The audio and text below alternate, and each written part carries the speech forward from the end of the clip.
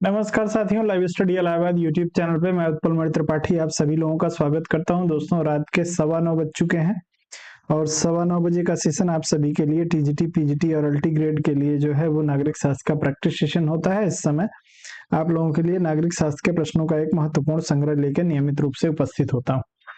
चलिए, तो एक बार तेजी से आप सभी लोग रिस्पॉन्ड करेंगे कि आप सभी को ऑडियो वीडियो सब कुछ क्लियर मिल रही है या नहीं। तेजी से रिस्पॉन्ड करेंगे। ऑडियो वीडियो सब कुछ क्लियर है आप सभी के लिए। साथ में जो लोग हमारे साथ जुड़ गए हैं, आप सभी से निवेदन है कि आप लोग जो है वीडियो को अधिक से अधिक मात्रा में शेयर करिए अपने दोस्तों मित्रों को, ताकि जो है वो हम लोग सेशन की शुरुआत कर सकें। चलेंगे, ऑल क्लियर है। चलिए, बहुत ही बढ़िया। तो वीडियो को आप लोग शेयर कर दीजिए दोस्तों।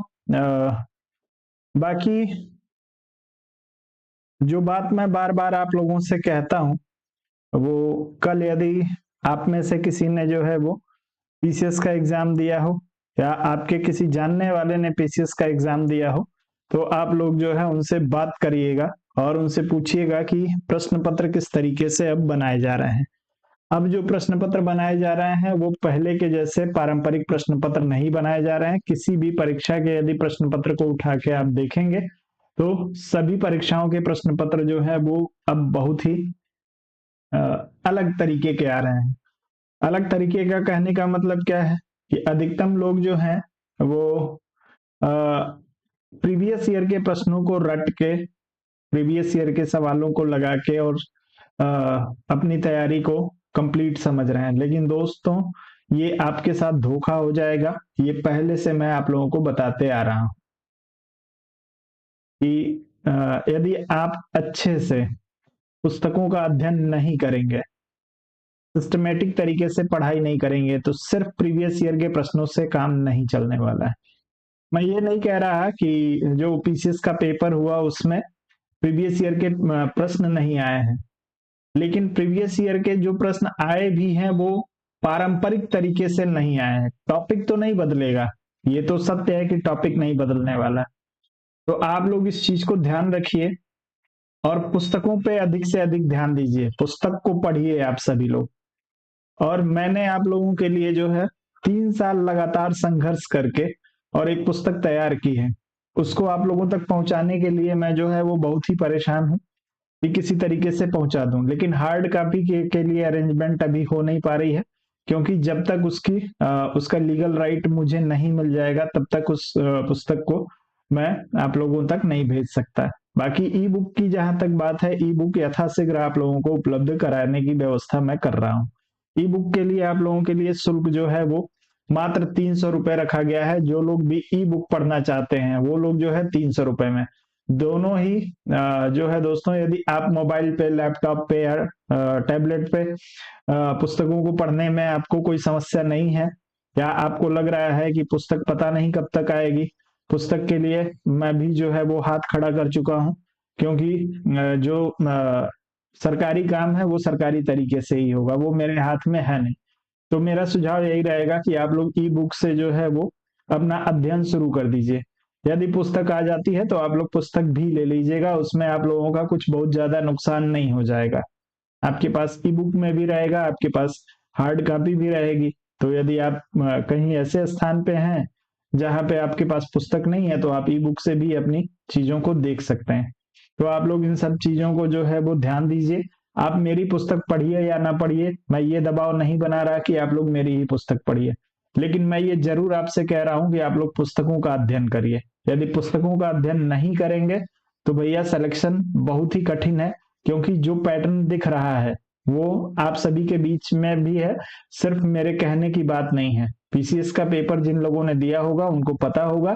यदि आपने नहीं दिया है तो आपके जो सगे संबंधी होंगे, आपके जो दोस्त मित्र होंगे, आपके जो सीनियर होंगे, जिन लोगों ने पेपर दिया होगा, उनसे आप जरूर बात करिएगा पेपर के संदर्भ में कि पेपर कैसा आया था, तो आप लोगों को आइडिया लग जाएगा।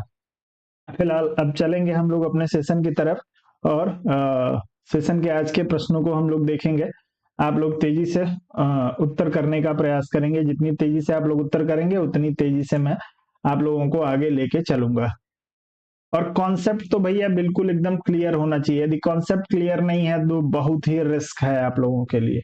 ये चीज ना चाहते हुए भी मुझे बोलना पड़ रहा है। मैं अब जो है वो किसी को भी नहीं बोलना चाहता, या किसी के लिए भी ये नहीं कहना चाहता कि आपका सिलेक्शन नहीं होगा, लेकिन फिर भी मैं कह रहा हूं कि आप लोगों को परिश्रम करना पड़ेगा, पुस्तकों को पढ़ना पड़ेगा, कॉन्सेप्ट अपना क्लियर करना पड़ेगा। आपका कॉन्सेप्ट क्लियर है तो आप सिलेक्शन के नजदीक हैं, अन्यथा आपके लिए जो है गेम 70-30 का हो जाएगा। 30% संभावना रहेगी कि उन्हीं प्रश्नों से आपका काम चल जाएगा, 70% संभावना रहेगी कि उन प्रश्नों से आपका काम नहीं चलेगा। चलिए फिलहाल आते हैं आज के अपने सेशन पे, और आज के अपने सेशन के प्रश्नों को हम लोग देखेंगे।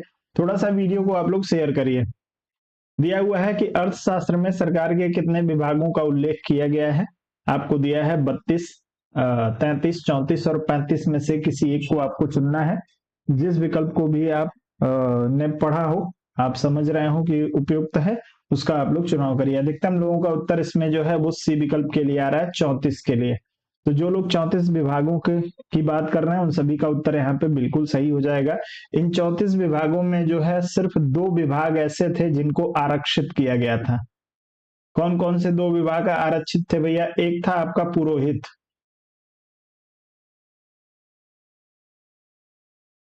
पुरोहित बनने के लिए जो है वो आपको ब्राह्मण होना आवश्यक था। और दूसरा था सैनिक। इसके लिए व्यक्ति को जो है वो क्षत्रिय होना आवश्यक था। ठीक है। इन 2 विभागों के अलावा किसी भी विभाग में किसी भी तरीके का जो है वो प्रतिबंध नहीं था। कोई भी व्यक्ति जो है वो किसी भी पद पे जा सकता था योग्यता के आधार पे। सिर्फ 2 विभाग ऐसे हैं, एक पुरोहित यदि बनना है आपको राज्य का तो आपका ब्राह्मण होना आवश्यक है,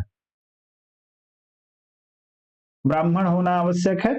और यदि सेना में आपको जाना है तो आपको क्षत्रिय होना आवश्यक है। ये 2 विभाग ऐसे थे जिसमें जो है वो आपको रिजर्वेशन देखने को मिलेगा। बाकी अन्य विभाग जो है वो सबके लिए थे, जो भी योग्य है वो उन विभागों में जा सकता है। आगे बढ़ेंगे, अगले प्रश्न पे चलेंगे।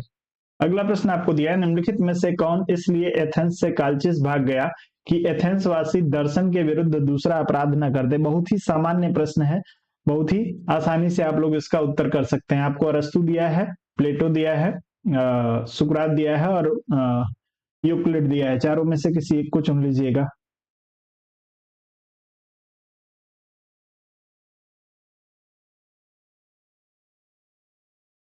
अब इसकी कहानी जिसको नहीं पता है, कहानी पता नहीं रहेगी यदि आपने पुस्तकों को नहीं पढ़ा है तो। कहानी आपको पता होनी चाहिए, घटनाक्रम आप लोगों को पता होना चाहिए। घटनाक्रम क्या है भैया? पहले सुकरात की मृत्यु हो चुकी है, इसको आप लोग ध्यान रखिएगा। सुकरात की मृत्यु के बाद 334 ईसा पूर्व में, 334 ईसा पूर्व में जो है आपके यदि हम लोग बात करते हैं किसकी, अरस्तु महोदय की, तो 334 ईसा पूर्व में अरस्तु महोदय एथेंस लौट के आते हैं, एथेंस आते हैं। एथेंस आने के बाद से जो है अरस्तु महोदय का जो विचार था वह क्या था? पूरे एथेंस को एकता में बांधना। जबकि वहां के जो स्थानीय लोग थे वो लोग जो है वो स्वतंत्रता की बात कर रहे थे, उनको स्वतंत्रता चाहिए थी। तत्कालीन समय में जो है एक पार्टी है जिसका नाम है मैसिडोनियन। पार्टी का नाम क्या है?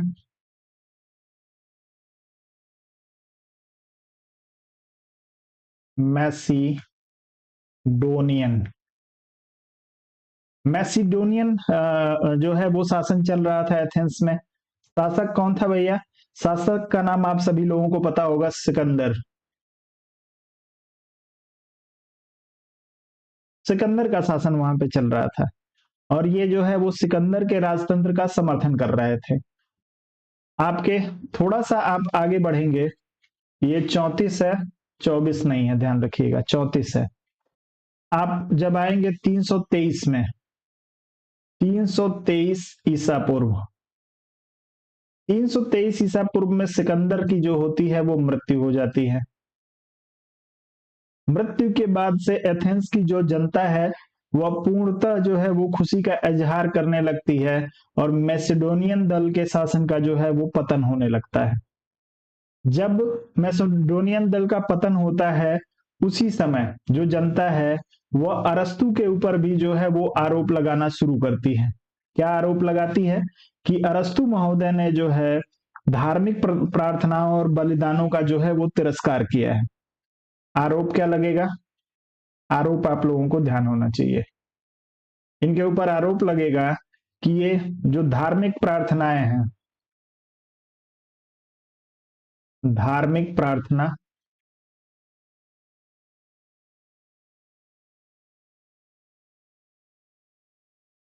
धार्मिक प्रार्थना और बलिदान,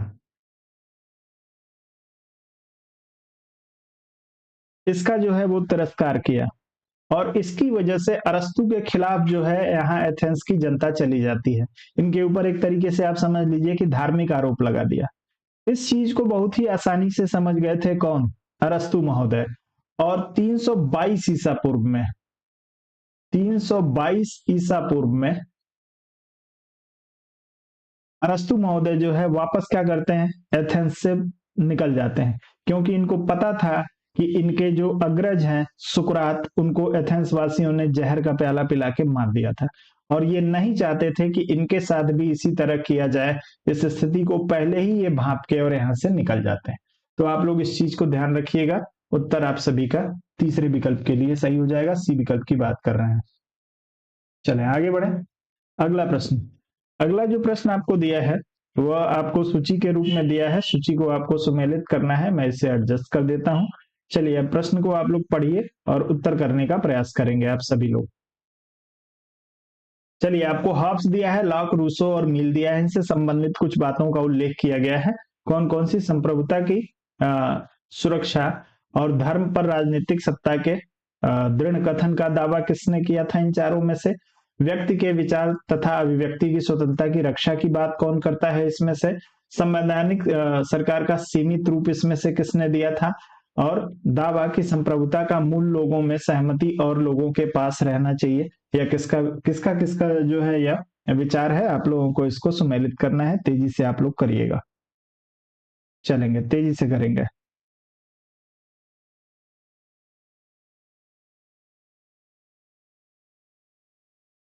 चलें, तेजी से उत्तर करेंगे।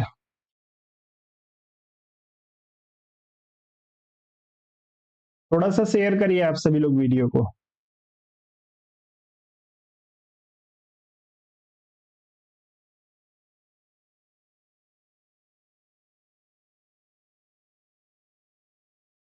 चलें, तो डी विकल्प के लिए आप सभी का उत्तर आ रहा है। यदि इसमें सबसे पहले यदि हम बात करते हैं किसकी, हॉब्स महोदय की, तो हॉब्स महोदय जो है वो आपके संप्रभुता की सुरक्षा की बात करते हैं कि संप्रभुता की सुरक्षा और धर्म पर राजनीतिक सत्ता के दृढ़करण का दावा ये देते हैं, दृढ़ कथन का दावा। कैसे? आप सभी को पता है कि हॉब्स महोदय जो है केवल और केवल एक संदर्भ में संप्रभु की अवहेलना करने की बात करते हैं। किस संदर्भ में?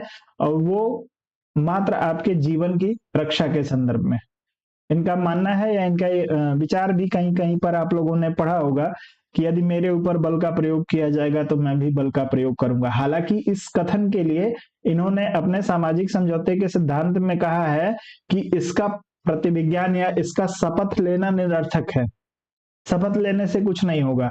लेकिन वास्तविकता यही है कि अपने संपत्ति, अपने जो है वो अपने जीवन की सुरक्षा के लिए आप संप्रभु की जो है वो अवहेलना कर सकते हैं, अन्यथा किसी भी तरीके से नहीं। संप्रभुता की सुरक्षा और धर्म पर राजनीतिक सत्ता के दृढ़ कथन का दावा जो है वो आपके हॉब्स महोदय का है। वहीं जब हम लॉक महोदय की बात करते हैं तो लॉक महोदय जो है वो संवैधानिक और सीमित सरकार की बात करते हैं। आप सभी को इसमें दिया हुआ है संवैधानिक सरकार का सीमित रूप। कैसा था भैया संवैधानिक सरकार का सीमित रूप? तो पहली बार जो है वो लाक महोदय तीन स्तरीय सरकार की बात करते हैं, तीन स्तरीय सत्ता की बात करते हैं। एक विधायी सत्ता की, विधायी सत्ता की बात करते हैं, साथ में कार्यकारी सत्ता की बात करते हैं,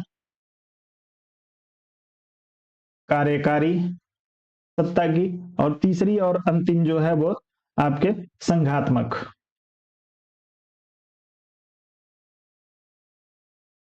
तीन तरह की सत्ता का वर्गीकरण करते हैं सरकार के लिए कौन? आपके लॉक महोदय। वहीं जब हम रूसो की बात करते हैं तो आप सभी को पता है कि रूसो महोदय आम सहमति को स्वीकार करते हैं। समझौते का जो इनका आधार था वो क्या थी? सहमति थी या सामान्य इच्छा थी, जिसको आप लोग कह सकते हैं। तो रूसो महोदय जो है वो संप्रभुता का मूल लोगों में सहमति है और लोगों के पास ही इनकी सहमति का अधिकार रहना चाहिए, ये कहते हैं। साथ में जीएस मिल को यदि आप देखेंगे तो ये व्यक्ति के विचार और व्यक्ति की स्वतंत्रता की वकालत करते हैं। सबसे बड़े वकालत करने वाले विचारकों में इनको जाना जाता है। सर जी क्यों दिख नहीं रहा? क्या नहीं दिख रहा है बताइए? और भी किसी को ये समस्या आ रही है? अगला दिया है, निम्नलिखित में से कौन नागरिक समाज के संगठन की तुलना राज्य के पीछे खड़ी अ, किलों और मिट्टी के बांधों की शक्तिशाली प्रणाली से करता है? चारों में से किसी एक को चुनना है। निम्नलिखित में से कौन राजनीतिक समाज के संगठनों की तुलना राज्य के पीछे खड़ी किलों और मिट्टी की बांधों की शक्तिशाली प्रणाली से करता है? आपको मैक्लेनन दिया है, बर्नस्टीन, लेनिन और ग्राम्सी दिया है, किसी एक को आपको चुनना है। अब समस्या आप लोगों की यही है कि यदि आप लोगों को कुछ बताने का प्रयास किया जाए तो आप लोगों को लगता है कि टाइम बर्बाद हो रहा है, निकल लेते हैं, इससे बढ़िया है कि रील ही देखेंगे। तब समझ में आता है कि यार चलो बस, जैसे सब लोग कर रहे हैं यार, सिर्फ प्रश्न उत्तर आप लोगों को करा के आप लोगों को छोड़ दिया जाए, आप लोग उतने में संतुष्ट रहेंगे। आप लोगों को नॉलेज की आवश्यकता है नहीं। कोई बात नहीं है, चलिए। नागरिक समाज के संगठनों की तुलना राज्य के पीछे खड़ी किलों और मिट्टी के बांधों की शक्तिशाली प्रणाली से कौन करता है? आप लोगों को बताना है भैया। चलिए, तो अब इस प्रश्न में जो लोग ग्रामसी महोदय का चुनाव करेंगे उन सभी का उत्तर यहाँ पे बिल्कुल सही हो जाएगा। आप लोग ग्रामसी महोदय के साथ जाइएगा। ग्रामसी महोदय नागरिक समाज की तुलना जो है करते हैं किससे? किलों और मिट्टी के बांधों से। अब इसमें एक शब्द प्रयोग किया गया है, नागरिक समाज के संगठन। किस किस संगठन की बात की है इन्होंने? यदि आपका कॉन्सेप्ट क्लियर है, आपने किताब पढ़ा है, तो आपको पता होगा। नहीं पता है, यदि नहीं जानना चाहते हैं तो कोई बात नहीं है, मेरा कर्तव्य है, मैं आपको बता दूंगा कि आप लोगों को जो है वो ये ध्यान रहे। सबसे पहले जो है इन्होंने बात की परिवार की। परिवार है, पाठशालाएं हैं, ठीक है, और आपके धार्मिक संस्थाएं हैं।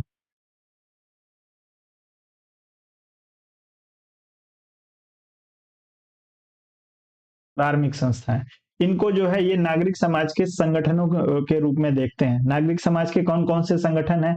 एक पारिवारिक संगठन है, एक पाठशाला या विद्यालय का संगठन है और एक धार्मिक संस्था है। इनको ये संगठन के रूप में देखते हैं जिनसे समाज का निर्माण होता है। तो आप लोग इस चीज को जो है वो ध्यान रखेंगे।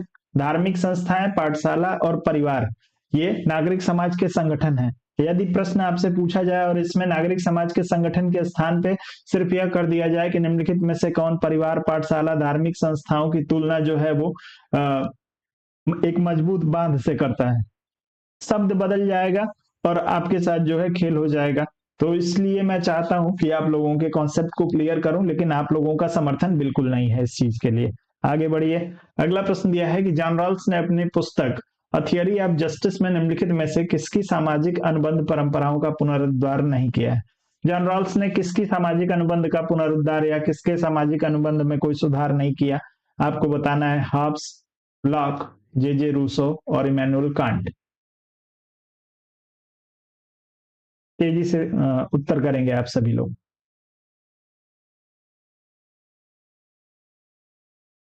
हाँ, तो एक चीज आप लोग ध्यान रखिए, यदि एक्सप्लेन करूंगा तो आप लोगों की क्लास जैसे ही खत्म होगी ये वीडियो प्राइवेट हो जाएगी, आपको यूट्यूब पे दोबारा देखने को नहीं मिलेगी। ये क्लियर कर दे रहा हूं, आप लोग तेजी से उत्तर करेंगे।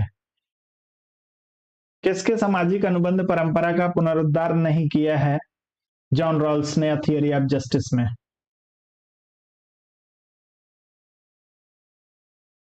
चलेंगे।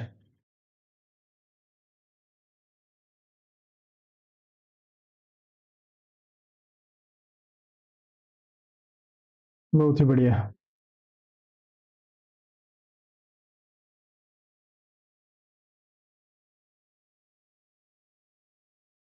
तो जब थियरी ऑफ जस्टिस की बात करते हैं तो आप सभी को पता है कि अन्याय से संबंधित है। तो जब आपके सामाजिक अनुबंध सिद्धांत या सामाजिक समझौते सिद्धांत का जो है वो पुनरुद्धार किया जाएगा जॉन रॉल्स के द्वारा, तो उसमें जो सबसे प्राथमिक तत्व हो जाएगा वो क्या हो जाएगा, न्याय हो जाएगा। जैसे आप देखेंगे तो हॉब्स हो गए, लॉक हो गए, रूसो हो जाए, तीनों के अलग अलग जो है वो लक्ष्य हैं। कौन, यदि हम लॉक की बात करते हैं तो लॉक महोदय ये कहते हैं, थोड़ा सा आप लोग धैर्य देंगे, चलिए पहले बात पूरा कर लेते हैं उसके बाद। लॉक महोदय जो है जीवन संपत्ति और सुरक्षा की बात करते हैं। हॉब्स महोदय जो है वो निरंकुश संप्रभुता की बात करते हैं। और वहीं जब रूसो की बात की जाती है तो रूसो महोदय जो है वो किसकी बात करते हैं, समझौते में जो है वो सामान्य इच्छा की अवधारणा को लागू करते हैं। ठीक है, इसमें से एकमात्र हॉब्स के विचार को छोड़ के सबके विचारों में संशोधन करने का कार्य किसने किया था, जॉन रॉल्स ने थियरी ऑफ जस्टिस में, क्योंकि सबके साथ जो है वो न्याय को इन्होंने जोड़ दिया था। चाहे वो आपके लॉक का विचार हो, रूसो का विचार हो, इमैनुअल कांट का विचार हो। अब हो सकता है कि आप में से किसी ने इमैनुअल कांट का सामाजिक समझौता ना पढ़ा हो। यदि इमैनुअल कांट का आपने सामाजिक समझौता नहीं पढ़ा है तो आप लोग जो है जरूर इस चीज को ध्यान रखिएगा कि कांट महोदय जो है वो नैतिक स्वतंत्रता के संदर्भ में, जैसे आपके लॉक महोदय जीवन संपत्ति और सुरक्षा की बात करते हैं, वैसे ही कांट महोदय चूंकि आदर्शवादी विचारक हैं, या नैतिक स्वतंत्रता की बात करते हैं।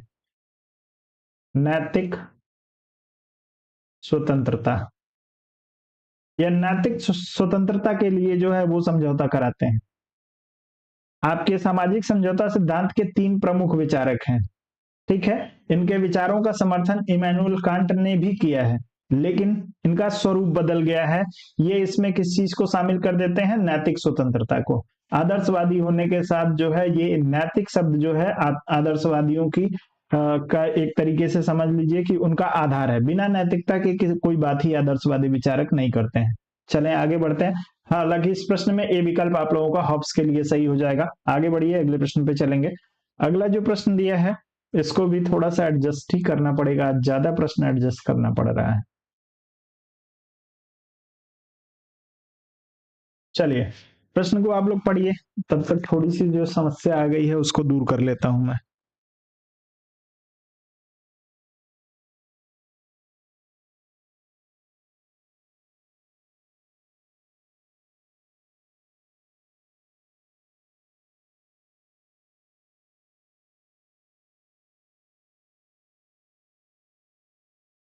चलेंगे, आप सभी लोग उत्तर करेंगे इस प्रश्न के लिए। किसने कहा है, इसलिए ब्रूट्स की तलवार पवित्र है, इसलिए शिवाजी का बागनक न्याय संगत है, इसलिए चार्ल्स का सिर कटवा देना न्यायोचित कर्म है, इसलिए विलियम टेल का तीर दिव्य है। चलें, किसका यह विचार है भैया?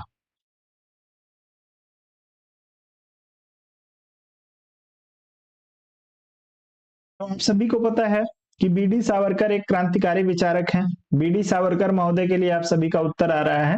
बीडी सावरकर ने कहा कि ब्रूट्स की तलवार पवित्र है, शिवाजी का बागनक न्याय संगत है, चार्ल्स प्रथम का सिर कटवा देना जो है न्यायोचित कर्म है, और विलियम टेल का तीर जो है वह दिव्य है। अब आप सभी को पता होगा कि बीडी सावरकर एक क्रांतिकारी विचारक हैं, और इनका मानना था कि सिर्फ ईश्वर के राज्य में जो है वो हिंसा का कोई स्थान नहीं है। सिर्फ ईश्वर का इनका एक कथन है कि कथन का भाव मुझे याद आ रहा है, कथन याद नहीं आ रहा है। ये कहना ये चाहते हैं कि सिर्फ यदि ईश्वर किसी क्षेत्र पे शासन कर रहे हैं तो वहां पर जो है वो हिंसा नहीं होगी, वहां पे सौहार्द का भाव रहेगा, सबकी सारी इच्छाएं पूरी हो जाएंगी। लेकिन जो तत्कालीन समय है, जो वर्तमान समय है, वह हिंसा और आपके जो है वो अहिंसा, हिंसा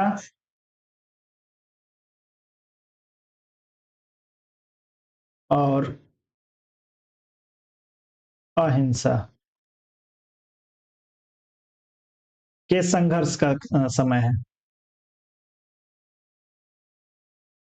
तत्कालीन समय को हिंसा और अहिंसा के संघर्ष के काल के रूप में ये देखते हैं। इसलिए बीडी सावरकर कहते हैं कि ब्रूट्स की तलवार भी पवित्र है, क्योंकि बिना जो है वो हिंसा के समाज में क्या समानता नहीं लाई जा सकती, समाज को नियंत्रित नहीं किया जा सकता। तो समाज को नियंत्रित करने के लिए तलवार की भी जरूरत है, शिवाजी के बागनक की भी जरूरत है, चार्ल्स जैसे व्यक्तियों की भी जरूरत है जो सिर कटवा देते हैं। तो इन सारी चीजों को आप लोग ध्यान रखेंगे। आपका उत्तर बीडी सावरकर के लिए सही होगा। आगे बढ़ते हैं। अगला प्रश्न दिया है कि निम्नलिखित में से कौन सा स्टर्न के व्यवहारवाद की बौद्धिक आधारशिलाओं का लक्षण नहीं है।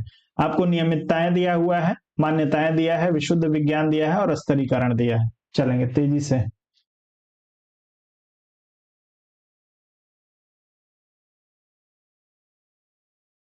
जी, अरविंदो से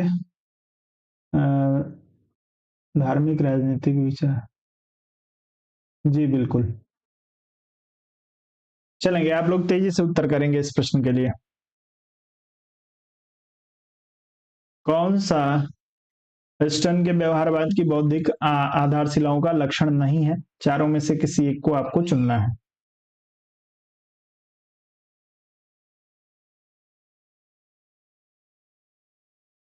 चलें,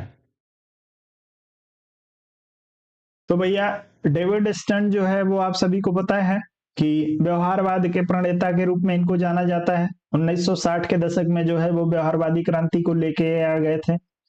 इसमें ध्यान रखिएगा कि नियमितताओं की बात की गई थी, आपके विशुद्ध विज्ञान के रूप में राजनीति विज्ञान को बनाने की बात की गई थी, स्तरीकरण कर दिया गया था। लेकिन जो मान्यताएं हैं, रीति रिवाज हैं, ये आपके परंपरागत राजनीति विज्ञान का लक्षण है।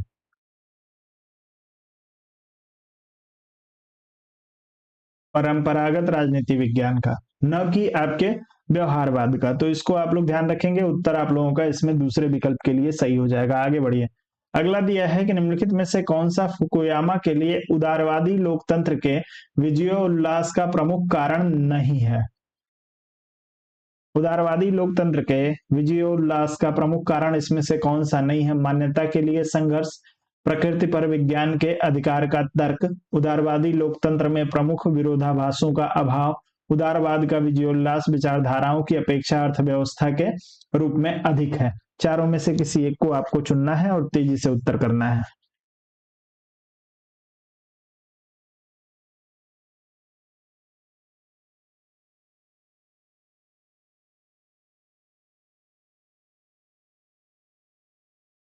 चलेंगे, उत्तर तेजी से करेंगे आप सभी लोग।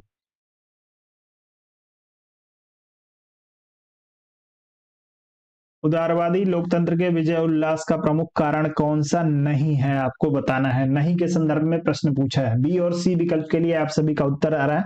कुछ लोग बी विकल्प की बात कर रहे हैं, कुछ लोग सी विकल्प की बात कर रहे हैं। तो भैया उदारवादी लोकतंत्र के संदर्भ में जो आपके फुकुयामा का विचार है, इस चीज को आप लोग ध्यान रखिएगा। यह विचार अस्तित्व में कब आता है? यह विचार अस्तित्व में आता है आपके 1992 में।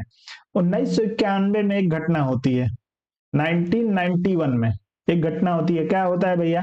आपके यूएसएसआर का जो है, यूएसएसआर का विघटन हो जाता है। यूएसएसआर के विघटन के बाद से जो है दो पुस्तकें आती हैं। फ्रांसिस फुकुयामा महोदय जो है 1992 में दो पुस्तकें लिखते हैं, 1992 में, जिसमें एक है the end of history, the end of history, और दूसरी पुस्तक लिखते हैं the last man, the last man. ये दो महत्वपूर्ण पुस्तकें हैं, ठीक है, जिसमें उदारवादी लोकतंत्र के का जो है वो समर्थन किया गया।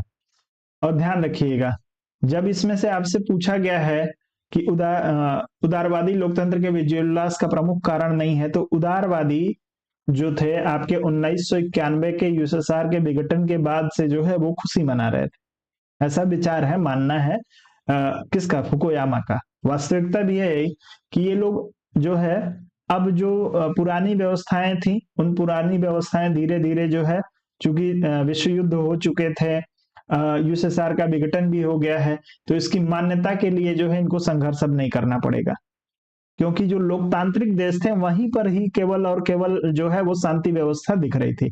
अन्य सभी देश जो है किसी न किसी रूप में संघर्ष कर रहे थे। तो अब इन लोगों का मानना है कि अब हम लोगों को संघर्ष की आवश्यकता नहीं है। दूसरा दिया प्रकृति पर विज्ञान के अधिकार का तर्क। प्रकृति के ऊपर जो है वो प्रकृति पर विज्ञान के अधिकार का तर्क क्या है? जो भी प्राकृतिक नियम है उनके साथ उदारवादी आप देखेंगे छेड़छाड़ नहीं करते हैं। प्राकृतिक नियमों को जो है वो बहुत इधर उधर करने का प्रयास उदारवादियों के द्वारा नहीं किया जाता है। इस पे जो भी प्राकृतिक नियमों पे जो भी बहस होती है वो किसके आधार पे? केवल और केवल तर्क के आधार पे होती है। अब एग्जाम्पल के रूप में समझिए, लोकतांत्रिक देशों में भी शासक वही बनता है। शासक कौन बनेगा किसी भी देश में, चाहे वो लोकतांत्रिक हो, समाजवादी हो या किसी भी तरीके का देश हो, सामंतवादी हो। तो शासक के संदर्भ में फुकुयामा का मानना है कि यहां भी प्राकृतिक नियमों की अवहेलना नहीं की जाएगी। शासक वही बनेगा जो लोकप्रिय होगा, जो लोकप्रिय होगा। इसके पहले की जो सामंती व्यवस्थाएं थी उसमें कौन था? जो शक्तिशाली था।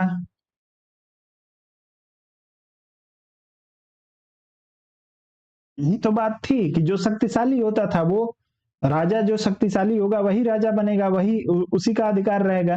वैसे ही लोकतंत्र में क्या हो गया? लोकप्रियता को आधार बना दिया गया। तो प्राकृतिक नियमों के साथ कोई चैलेंज नहीं किया जा रहा है भाई, जिसके पास क्षमता है वही शासन करेगा। उदारवादी लोकतंत्र में प्रमुख विरोधाभासों का अभाव है। यदि आप देखेंगे फ्रांसिस फुकुयामा के विचार को पढ़ेंगे या आप कार्ल मार्क्स के विचार को पढ़ेंगे तो यहाँ पे आपको वर्ग संघर्ष दिखाई देगा। समाज में जो है विभिन्न वर्ग होते हैं, वर्गों में संघर्ष होता रहता है, जैसा आप लोगों ने पूंजीवादी व्यवस्था में देखा होगा। तो ये कहते हैं कि उदारवादी लोकतंत्र में यह समाप्त हो जाएगा, सबको एक समान स्थान मिल जाएगा। ठीक है। और दूसरा दिया है, चौथा आपको दिया, उदारवाद का विजयोल्लास विचारधाराओं की अपेक्षा अर्थव्यवस्था के रूप में अधिक है। क्योंकि जो आपका उदारवाद है, लोकतांत्रिक उदारवाद है, यह किसकी बात कर रहा था? स्वतंत्र अर्थव्यवस्था की वकालत कर रहा था। सबको जो है वो समान अवसर देने की बात जो है वो इसमें कर रहा था। तो आप लोग इस प्रश्न में यदि डी विकल्प के साथ जाएंगे तो आप सभी का उत्तर यहाँ पे डी विकल्प के लिए सही हो जाएगा। उदारवाद का विजयोल्लास विचारधाराओं की अपेक्षा अर्थव्यवस्था के रूप में अधिक है। ठीक है।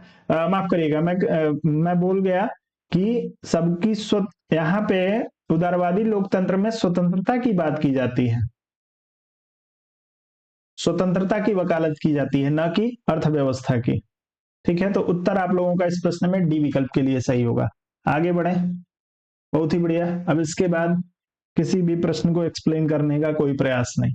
चलिए, 1950 के दशक के मध्य से तुलनात्मक राजनीति की प्रमुख प्रवृत्तियां निम्नलिखित क्षेत्रों में से रही हैं। कौन कौन सी रही है भैया?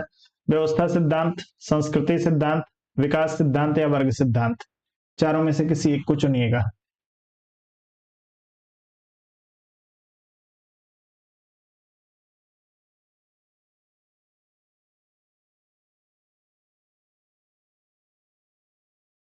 तेजी से उत्तर करिए।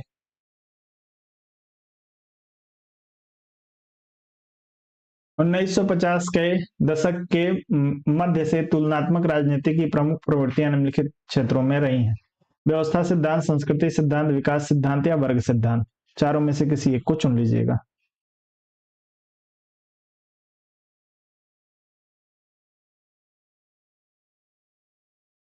चलेंगे।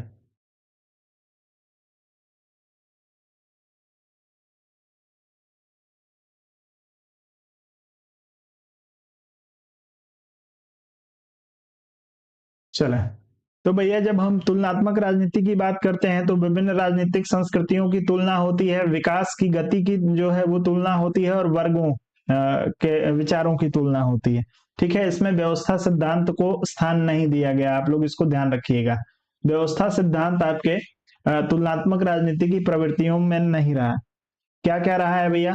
सांस्कृतिक सिद्धांत यानी संस्कृति सिद्धांत, राजनीतिक जो संस्कृति है उसके सिद्धांतों की तुलना, इसका विकास किस किस तरीके से किस किस सिद्धांत का हुआ है इसकी तुलना किया गया।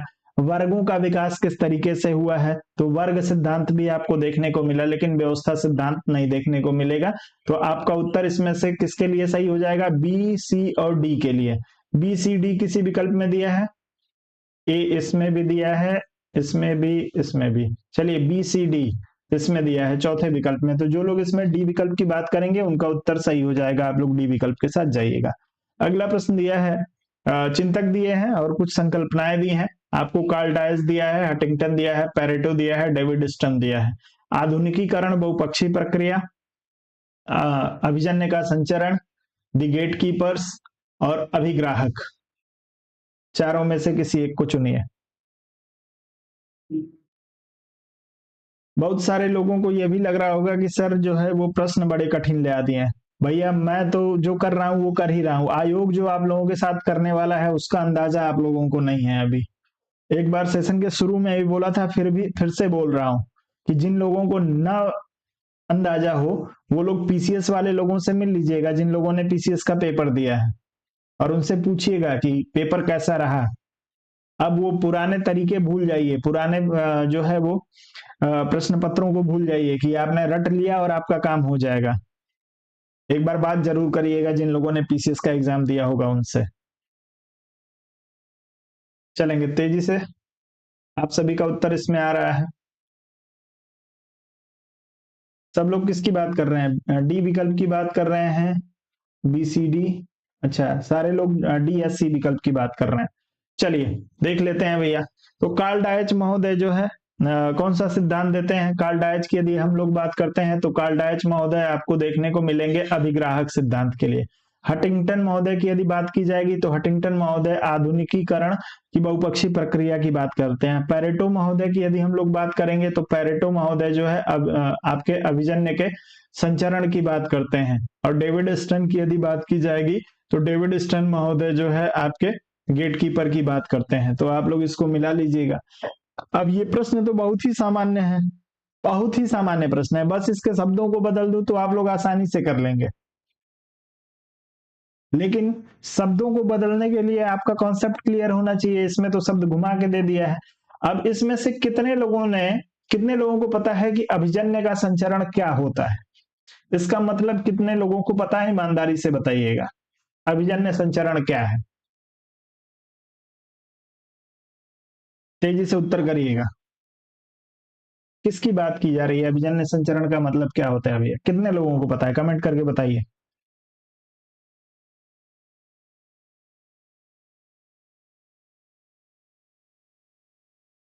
चलेंगे,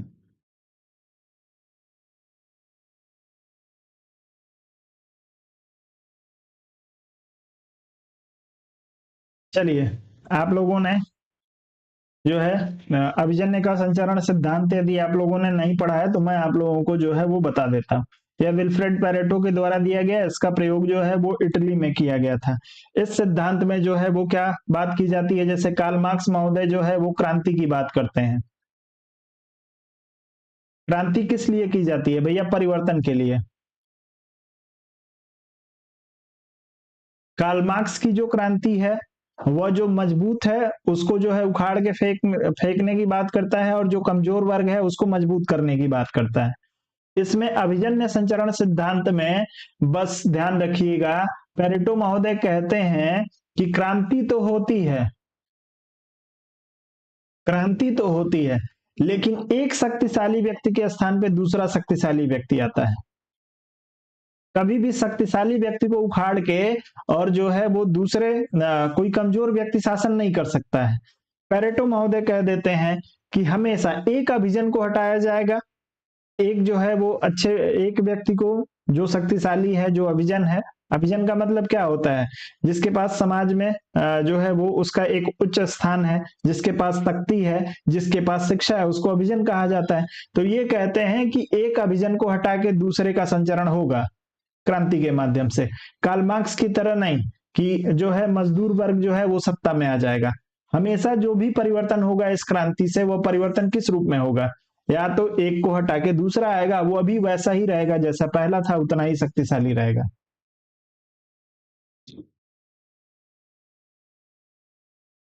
ध्यान रखिएगा, अभिजन को हटा के कभी भी जो है सामान्य जन सत्ता में नहीं आएंगे। ये चीज ध्यान रखिएगा, चाहे कोई भी क्रांति हो जाए। क्रांति होगी पैरेटो मानते हैं, लेकिन ये कहते हैं कि अभिजन हटेगा तो अभिजन ही आएगा, शक्तिशाली हटेगा तो शक्तिशाली ही आएगा। इस चीज को हमेशा ध्यान रखिए। अब इस प्रश्न में आप बाकी और अभिग्राहक सिद्धांत आप लोगों में से कितने लोगों ने पढ़ा है? जी चलिए, अब ज्यादा समय नहीं बर्बाद करूंगा, ज्यादा समय बर्बाद करूंगा तो जो लोग भी आ रहे हैं वो लोग भी निकल जा रहे हैं, तो मुझे क्या है भैया। चलिए, निम्नलिखित में से कौन व्यवस्था अनुरक्षण और व्यवस्था अवस्थिति में विभेद करता है? यह भी सामान्य सा प्रश्न है, बस शब्द बदल दिया गया है।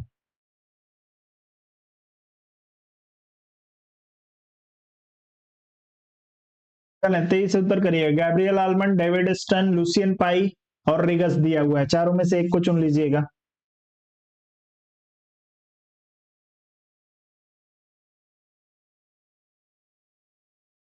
चलेंगे। अनुरक्षण, व्यवस्था अनुरक्षण और व्यवस्था अवस्थिति।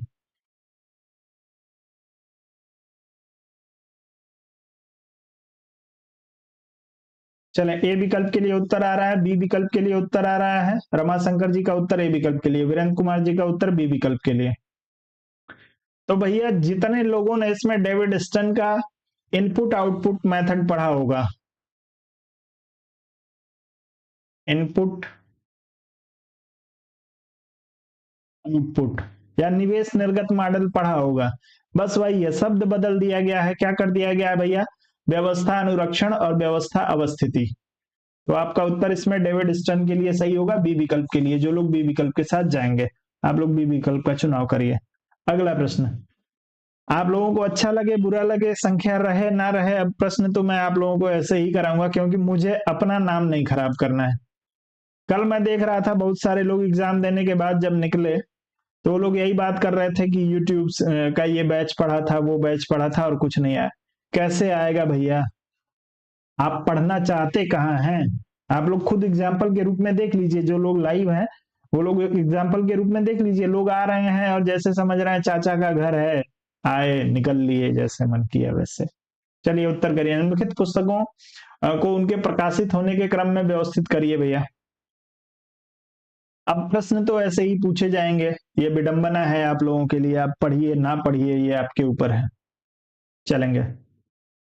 कंपैरेटिव फेडरलिज्म दिया हुआ है, डेमोक्रेटाइजेशन थ्योरी एंड प्रैक्टिस दिया हुआ है, the end of history and the last man दिया हुआ है, the civic culture, political aptitude and democracy in 5 nation दिया हुआ है। चलें, तो अब इसमें उम्मीद है कि आप सभी लोगों को पता भी होगा। देखिए, कंपैरेटिव फेडरलिज्म नामक पुस्तक जो है, यह आपके एक विचारक है पैलेरिमो, फ्रांसिस्को पैलेरिमो कास्लर। तो इनको नाम लिख देते हैं हम लोग, कास्लर, कास्लर। और यह पुस्तक जो है बहुत ही नवीनतम पुस्तक है, 2017 में यह पुस्तक लिखी गई थी।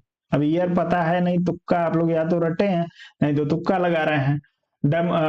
डेमोक्रेटाइजेशन थियरी एंड प्रैक्टिस नामक जो पुस्तक है भैया, यह लिखी गई है आपके टी मलोन के द्वारा, टी मलोन। और यह पुस्तक लिखी गई है वर्ष 2015 में। ठीक है। The end of the history and the last man पहले ही आप लोगों को बता चुका हूं, किसके द्वारा लिखी गई थी भैया? फुकुयामा के द्वारा। और कब लिखी गई थी? आपके सोवियत संघ के विघटन के एक वर्ष बाद 1992 में। This civic culture, political aptitude and democracy in 5 nation नामक जो पुस्तक है, यह आपके आलमंड और सिडनी बर्बा के द्वारा लिखी गई थी। कब लिखी गई थी? आपके 1963 में, 1963 में यह पुस्तक लिखी गई थी। अब इसको आप लोग जो है अपने अनुसार क्रम से लगा सकते हैं। तो यदि क्रम से लगाएंगे तो इसमें सबसे पहले कौन सी आएगी भैया? सबसे पहले 1963 आ जाएगा। 1963 को आप सबसे पहले रख सकते हैं। उसके बाद आप रखेंगे किसको? 1992 को। आपके जो है वो आपके 2015 और 2017। तो इस क्रम में यदि आप रखेंगे तो आपका जो होगा प्रश्न आप पे यहाँ पे सही हो जाएगा। चलिए, सभी लोग किसकी बात कर रहे हैं? डी विकल्प की। बहुत ही बढ़िया, आगे बढ़े। अगला प्रश्न आपको दिया है कि निम्नलिखित संकल्पनाओं को उनके आने के क्रम में व्यवस्थित करिए। चलिए, लोकतांत्रिक विकेंद्रीकरण दिया है, प्रतिपुष्टि व्यवस्था दिया हुआ है, नवीन लोकतंत्र दिया है और विधि की उचित प्रक्रिया दिया है। प्रश्न को और थोड़ा सा बड़ा कर देता हूं कि आपको पढ़ने में असुविधा ना हो।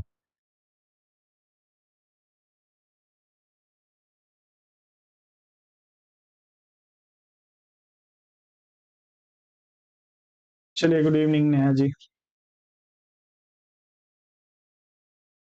देखिए, मैं करना बहुत कुछ चाहता हूँ, देना चाहता हूँ आप लोगों को, लेकिन समस्या ये आ जाती है कि लोग लेने के लिए तैयार नहीं है। फ्री में जो चीज मिल रही है वो लेने के लिए तैयार नहीं है। इसीलिए लगता है कि जो पैसा लेके मूर्ख बना रहे हैं आप लोगों को, वही ज्यादा ठीक है। चलिए, निम्नलिखित संकल्पनाओं के आने का क्रम बता दीजिए। पहले तो बता दीजिए किस संकल्पना का संबंध किस से है। कुछ संकल्पनाएं हैं जिनका जो है वो आप लोग उल्लेख कर सकते हैं। चलेंगे, तेजी से करेंगे।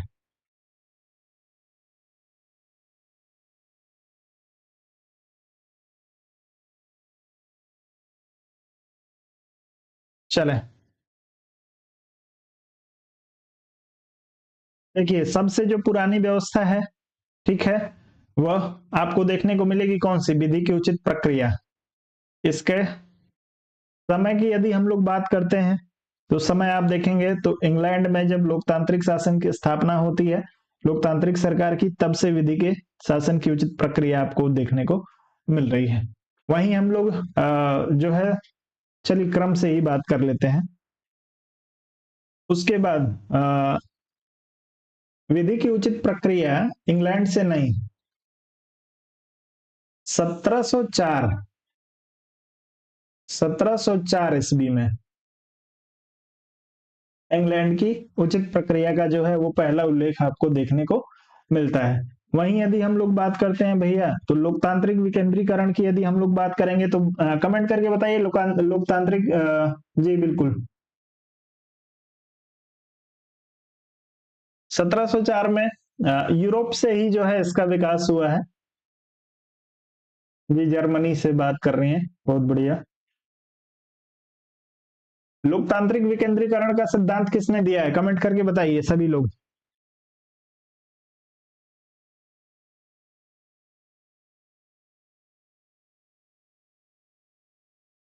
किसी ने पढ़ा है लोकतांत्रिक विकेंद्रीकरण? एक पुस्तक है, what to be done, what to be done, किसके द्वारा लोकतांत्रिक व्हाट टू बी डन नामक पुस्तक लिखी गई थी? तेजी से कमेंट करके बताइएगा। चलिए, व्हाट टू बी डन जो है पुस्तक लिखी गई लेनिन के द्वारा। कब लिखी गई भैया? 1902 में लिखी गई, 1902 में। और इसमें पहली बार लोकतांत्रिक विकेंद्रीकरण का सिद्धांत दिया गया था। नवीन लोकतंत्र बताइए।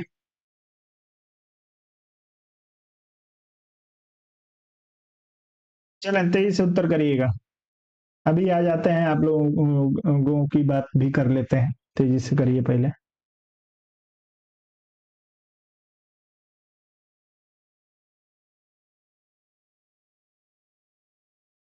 तेजी से उत्तर करेंगे नवीन लोकतंत्र के लिए।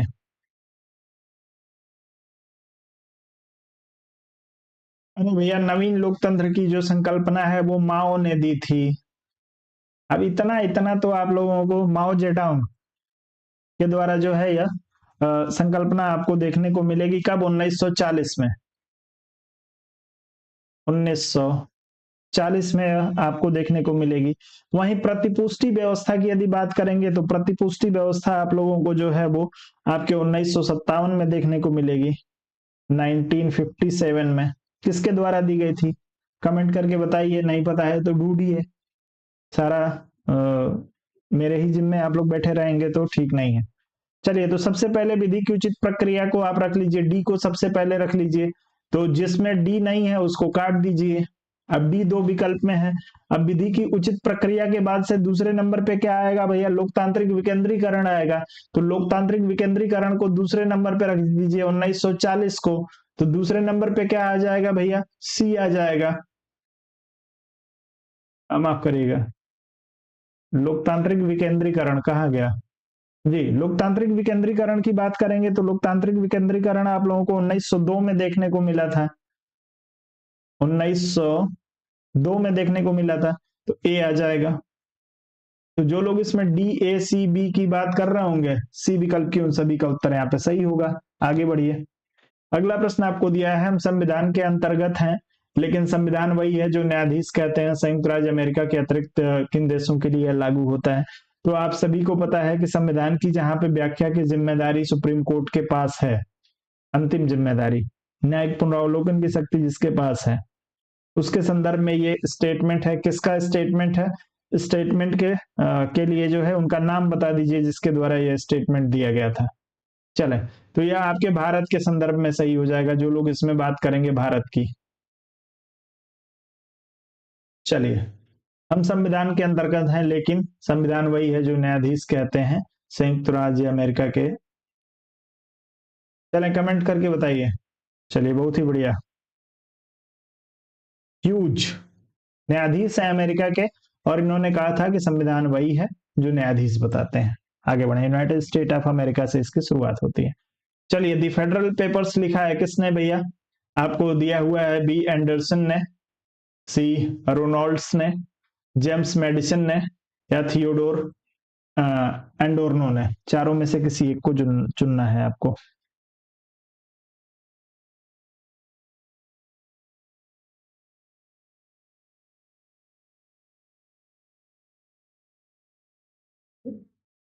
तेजी से कमेंट करके बताएंगे इसमें से।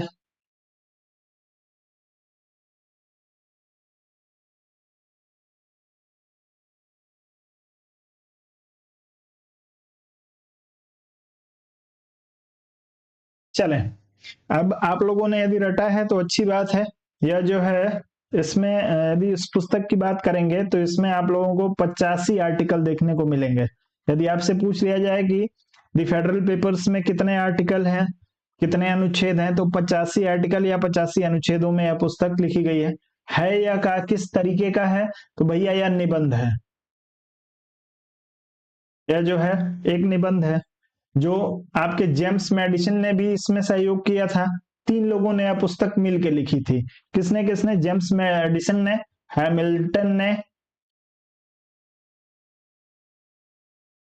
हैमिल्टन ने और प्लस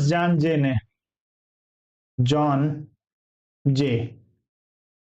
ये 3 विचारक हैं जिन्होंने, तीनों लोगों ने मिलकर एक निबंध लिखा जिसका नाम था द फेडरल पेपर्स। इसमें जो है 85 आर्टिकल लिखे गए हैं, और इन 85 आर्टिकलों का जो है एक संग्रह है क्या? द फेडरल पेपर, जो आपके जेम्स मेडिसन, हैमिल्टन और जॉन जे के द्वारा लिखी गए हैं।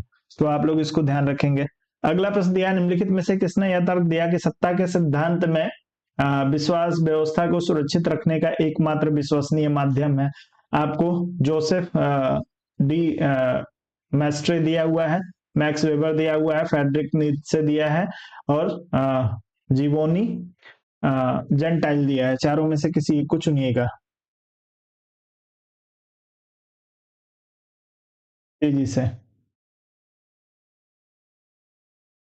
सत्ता के सिद्धांत में विश्वास व्यवस्था को सुरक्षित रखने का एकमात्र विश्वसनीय माध्यम है। चलेंगे, तेजी से उत्तर करेंगे।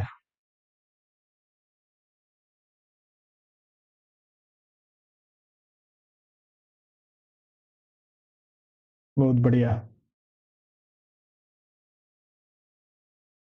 जो लोग इसमें जोसेफ डी मैस्ट्रे की बात कर रहे होंगे, जोसेफ डी मैस्ट्रे जो है एक फ्रांसीसी दार्शनिक है, और इनकी जो है वो फ्रांसीसी क्रांति के बाद से जोसेफ मैस्ट्रे की जो उपलब्धि है या जो इनका कार्य है, इनका आप लोग ध्यान रखिएगा कि जब फ्रांसीसी क्रांति हो जाती है उसके बाद भी यह जो है वो सामाजिक पदानुक्रम, यानी ऊपर से नीचे की तरफ जो पदानुक्रम समाज का होता है उसको स्वीकार करते हैं, निम्न वर्ग को, मध्यम वर्ग को, उच्च वर्ग को, साथ में राजतंत्र का समर्थन भी करते हैं।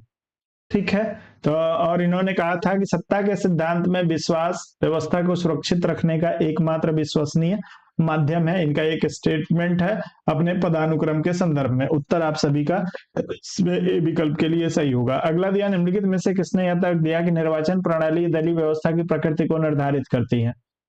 डुवर्जर दिया है, मिसेल्स दिया है, सुम्पिटर दिया है और वेबर दिया है। किसी एक को चुनिए। और भैया जो लोग टीजीटी वाले हैं वो लोग यदि ये सोच रहे हैं कि पीजीटी का प्रश्न है तो आप ये गलतफहमी में न रहिएगा। ये सारे प्रश्न आपके टीजीटी और पीजीटी दोनों के लिए हैं।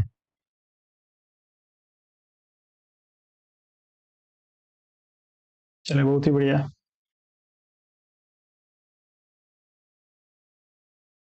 निर्वाचन प्रणाली दलीय व्यवस्था की प्रकृति को निर्धारित करता है। अब कैसे करता है ये इसके बहस में जाऊंगा तो हो सकता है 4 लोग और निकल जाएं, तो वो नहीं जाऊंगा मैं। सुम्पिटर महोदय का विचार है, जो लोग इस प्रश्न में जो है वो सुम्पिटर की बात कर रहे होंगे। सुम्पिटर महोदय जो है निर्वाचन प्रणाली को दलीय व्यवस्था की प्रकृति के साथ जोड़ते हैं। ये कहते हैं कि जो दलीय व्यवस्था की जिस तरीके की प्रकृति होगी उसी तरीके की निर्वाचन प्रणाली होगी। ठीक है, या जिस तरीके की निर्वाचन प्रणाली होगी देश में उसी तरीके के राजनीतिक दल होंगे। बस इतना समझिए, सी विकल्प के लिए सही होगा। आगे बढ़े।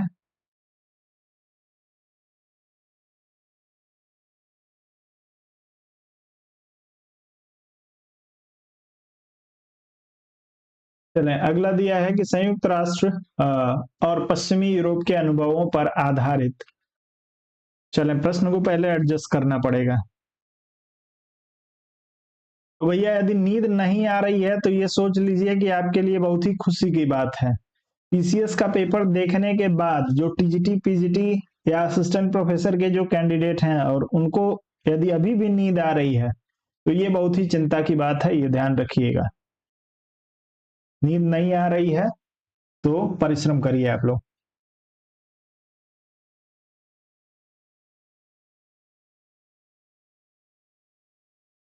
चलें, दिया है कि संयुक्त राष्ट्र और पश्चिमी यूरोप के अनुभव पर। फिर से एक ही आया, ये क्या बात हो गई भैया? एक सेकंड रुक जाइए, थोड़ा सा प्रश्न को पहले एडजस्ट कर लेने दीजिए ताकि आप लोगों को समझ में आए।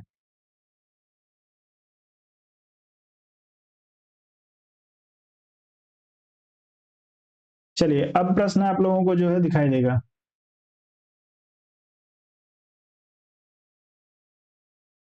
अब प्रश्न को पढ़िए। दिया है 1960 के दशक के मध्य में राजनीतिक विकास उपागम की आलोचना की गई और तर्क दिया गया है कि संयुक्त राष्ट्र और पश्चिमी यूरोप के अनुभव पर आधारित इस उपागम की तीसरी दुनिया में सीमित प्रासंगिकता थी।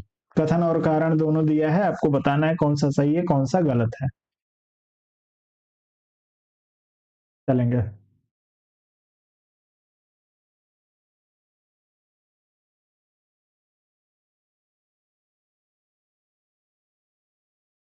अब यदि समझ रहे हैं तो अच्छी बात है।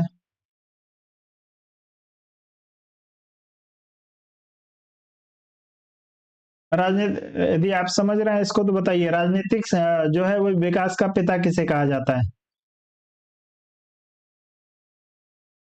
राजनीतिक पढ़ा होगा आपने, राजनीतिक विकास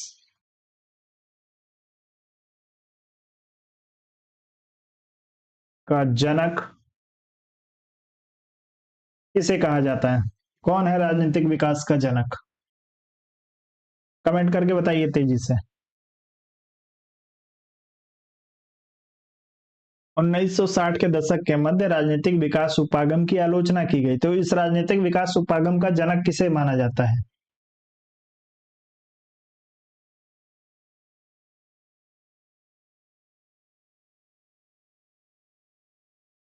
चलिए, पढ़ा होगा आप लोगों ने लेकिन दिमाग आप लोगों का काम नहीं कर रहा है। लूसियन पाई को कितने लोगों ने पढ़ा है? लूसियन पाई, इन्होंने राजनीतिक विकास के जो है वो चरण भी बताए थे। डेविड स्टन नहीं, डेविड स्टन जो है वो व्यवहारवाद के जनक माने जाते हैं। ठीक है, तो 1960 के दशक में राजनीतिक विकास उपागम की आलोचना की गई। क्यों की गई भैया? क्योंकि ये जो राजनीतिक विकास का जन्म हुआ था लूसियन पाई के विचारों से, या किससे जुड़ा था? परंपरागत विचार से। या परंपरागत विचार से जुड़ा था। और 1960 के दशक में जो है शिकागो विश्वविद्यालय और डेविड स्टर्न तथा इनके सहयोगियों के द्वारा कौन सी जो है वो एक नई पद्धति आ गई थी, जिसे कहा जाता है व्यवहारवाद।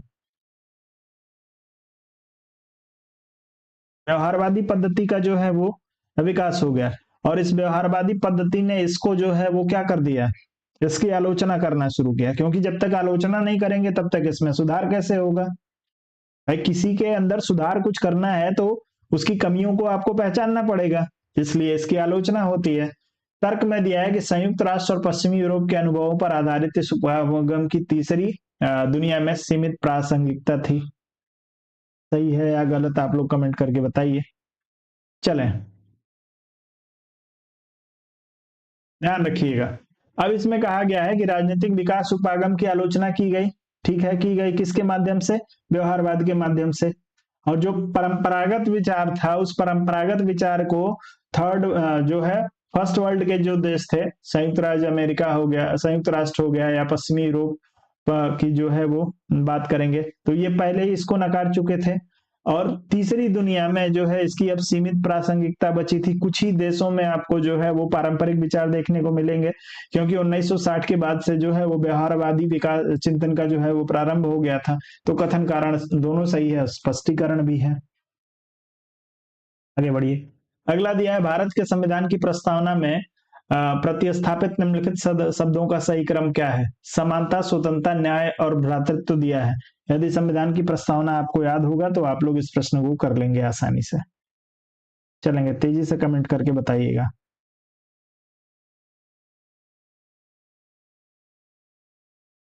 चलेंगे तेजी से।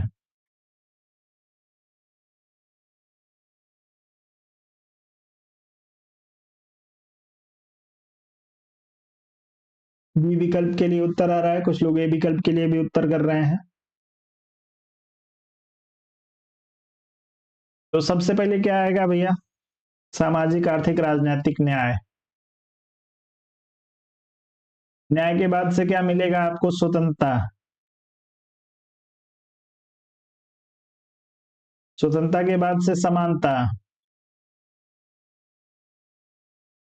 अनुच्छेद भी तो याद होगा, कम से कम अनुच्छेद जो याद किया है उसी से क्रम पकड़ लेना चाहिए आप लोगों को। और अंत में आएगा क्या, भ्रातृत्व। तो ये क्रम है, न्याय, स्वतंत्रता, समानता और भ्रातृत्व। तो आप लोग देख लीजिए, न्याय को पहले रखेंगे, यानी सी को पहले रखेंगे। सी, बी, ए और D, C B A D कहीं दिया है। चलें, तो जो लोग इसमें दूसरे विकल्प की बात कर रहे हैं, सी बी ए डी की, उन सभी का उत्तर यहाँ पे बिल्कुल सही हो जाएगा। आप लोग बी विकल्प के साथ चले जाइएगा। अगला प्रश्न आपको दिया है कि भारत में रहने वाले विदेशियों के लिए निम्नलिखित में से कौन से अधिकार उपलब्ध हैं। भारत में रहने वाले विदेशियों के लिए आपसे पूछा है, कौन कौन से अधिकार इसमें से जो है वो इनको उपलब्ध है, विदेशियों को।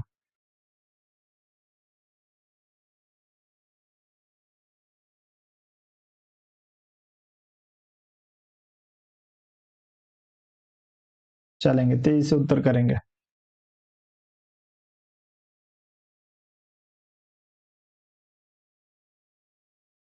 देखिए, भारत में रहने वाले विदेशियों को जो है कानून के समक्ष समानता और शिक्षा का अधिकार जो है वो मिलेगा। भाषण की स्वतंत्रता और आवागमन की कहीं पर भी स्वतंत्रता इनको नहीं मिलेगी। भाषण की स्वतंत्रता और आवागमन की स्वतंत्रता का उल्लेख भारतीय संविधान के किस किस अनुच्छेद में किया गया है, तेजी से उत्तर करिए। चलिए, समानता की बात करेंगे अनुच्छेद 14 में, शिक्षा की बात करेंगे तो अनुच्छेद 21 ए में। बहुत ही बढ़िया। रमाशंकर जी कह रहे हैं 15, 16, 19, 29, 30 को छोड़कर। तो ठीक है, इस प्रश्न में आप जाएंगे किसके साथ, ए और बी के साथ। तो ए और बी के लिए आप लोग बी विकल्प का चुनाव करिए, दूसरे विकल्प का।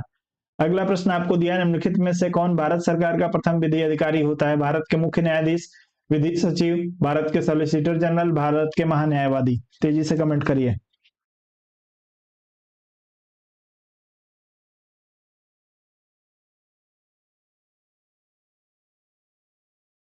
चले तो इस प्रश्न में आप लोग भारत के महान्यायवादी की बात कर रहे हैं। अनुच्छेद पढ़िएगा आप लोग, कौन सा भैया, अनुच्छेद 76। अनुच्छेद 76 में जो है महान्यायवादी की व्यवस्था की गई है, और यह भारत सरकार का जो है, या भारत का प्रथम विधि अधिकारी होता है।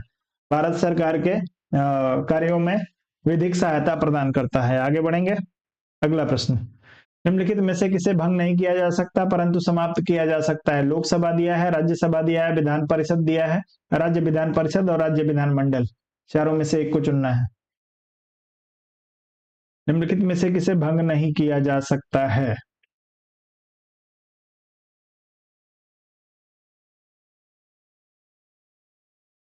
चलें तो एक सवाल का जवाब दे दीजिए। यदि किसी विधान परिषद को बनाया जाता है, या आर्टिकल 169 की आप लोग बात कर रहे हैं, इसमें उल्लेख किया गया है, यदि बनाया जाता है या इसका जो है वो विघटन किया जाता है, इसे भंग किया जाता है, समाप्त किया जाता है, तो इसे संविधान संशोधन माना जाएगा या नहीं? यदि माना जाएगा तो किस अनुच्छेद के तहत माना जाएगा, और नहीं माना जाएगा तो किस अनुच्छेद के तहत नहीं माना जाएगा? कमेंट करके बताइएगा। आर्टिकल 169 में संशोधन, संशोधन कह रहा हूं, आर्टिकल 169 के तहत किसी विधान परिषद का गठन या उसका उत्साधन होता है तो उसे संविधान में संशोधन माना जाएगा या नहीं? आर्टिकल बताइए, किस आर्टिकल के तहत यह कहा गया है? नहीं के लिए सभी लोग उत्तर कर रहे हैं।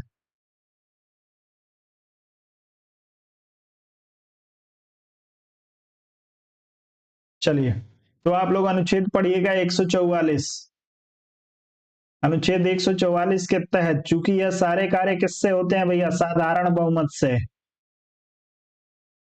साधारण बहुमत, बनाना या बिगाड़ना, तो इसकी वजह से जो है इसे संविधान में अब जब मैं लिख दूंगा तो उसके बाद सारे लोग लिखने लगेंगे। साधारण बहुमत से जो है या विधान परिषद का गठन किया जाता है या उसे भंग किया जाता है, इसलिए संविधान में इसे संशोधन नहीं माना जाता। राज्यपाल द्वारा नियुक्त किए गए निम्नलिखित में से किसे राज्यपाल द्वारा ही हटाया जा सकता है? राज्यपाल द्वारा ही पे जोर दिया गया है, हटाया जा सकता है। आपको दिया है महाधिवक्ता, राज्य वित्त आयोग के सदस्य, राज्य लोक सेवा आयोग के सदस्य, राज्य विश्वविद्यालय के कुलपति, चारों में से किसी एक विकल्प का आप लोग चुनाव कर लीजिए।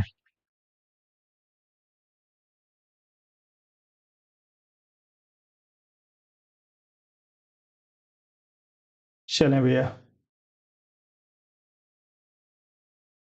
बी विकल्प के लिए उत्तर आ रहा है, सी विकल्प के लिए उत्तर आ रहा है आप लोगों का। चलें तो भैया, महाधिवक्ता, राज्य के महाधिवक्ता की नियुक्ति राज्यपाल करता है, राज्यपाल हटाएगा। वित्त आयोग के सदस्य की नियुक्ति राज्यपाल करता है, राज्यपाल हटाएगा। राज्य लोक सेवा आयोग के सदस्य की नियुक्ति जो है वो राज्यपाल करता है, लेकिन इनको रिमूव करना होगा। यदि इनको पद से हटाना है तो वो कौन करेगा भैया? प्रेसिडेंट करेगा। राज्यपाल के पास पावर नहीं है राज्य लोक सेवा आयोग या संघ लोक सेवा आयोग के सदस्यों को हटाने का। हटाने का कार्य जो है वो केवल और केवल किसके द्वारा? राष्ट्रपति के द्वारा किया जाएगा। और कुलपति को जब ये अपॉइंट करते हैं तो उनको भी हटा सकते हैं। तो ए, बी और डी, ए, बी और डी आपके दूसरे विकल्प में दिया है। जो लोग इसमें बी विकल्प की बात करेंगे उत्तर सही होगा। अगला दिया, अनुच्छेद 356 के अंतर्गत किसी राज्य में राष्ट्रपति शासन की अधिकतम अवधि क्या हो सकती है? राष्ट्रपति शासन 356 के तहत यदि लगाया गया है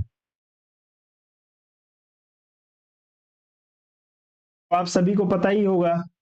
अनुच्छेद 352, 356 और 360 में अंतर तो सबको पता है ना। या राष्ट्रीय आपात होता है 352, जो पूरे देश में एक साथ लगता है। 356 राज्यों में लगता है संवैधानिक तंत्र की विफलता पे।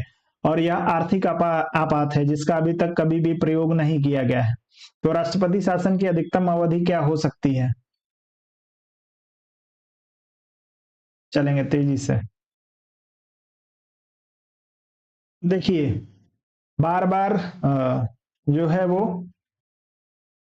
अधिकतम यदि आपसे पूछे तो 3 वर्ष का चुनाव कर लीजिएगा। अधिकतम 3 वर्ष के लिए जो है 356 का प्रयोग किया जा सकता है। कैसे किया जाएगा? आप लोग कितने सारे लोगों को पता है कि 3 वर्ष तक कैसे किया जाएगा? कमेंट करके बताइए थोड़ा।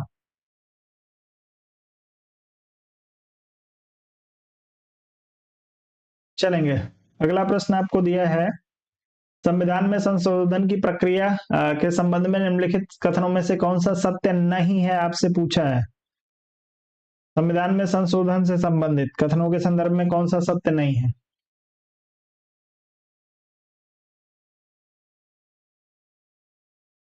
चले दिया, संसद एक विशेष बहुमत से संविधान में संशोधन कर सकती है। राज्य विधानसभाएं संविधान में संशोधन का प्रस्ताव कर सकती हैं।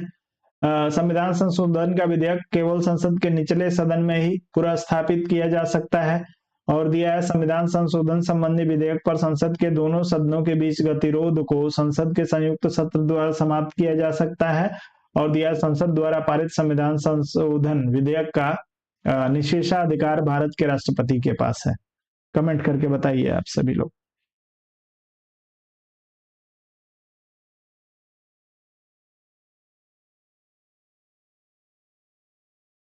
चलेंगे।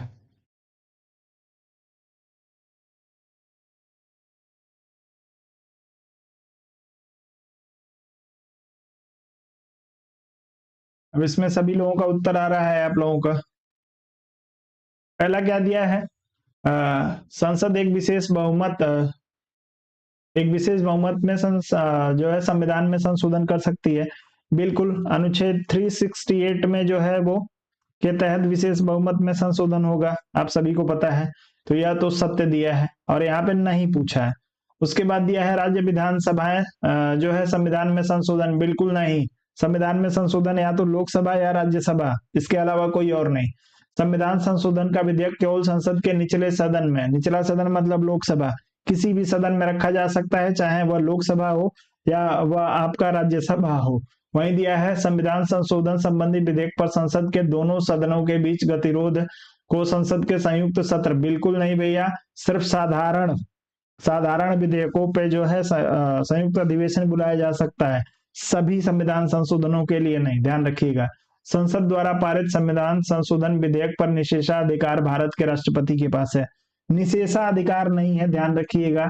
इसको लंबित कर सकते हैं, पॉकेट वीटो का प्रयोग कर सकते हैं, लेकिन निषेधाधिकार इनके पास नहीं है। तो केवल ए को छोड़ के सारे, तो ए को यदि छोड़ देंगे तो ए इसमें है तो यह विकल्प गलत हो गया, इसमें भी है यह भी गलत हो गया, यह भी गलत हो गया। आप लोग केवल किसके साथ चले जाएंगे, दूसरे विकल्प के साथ।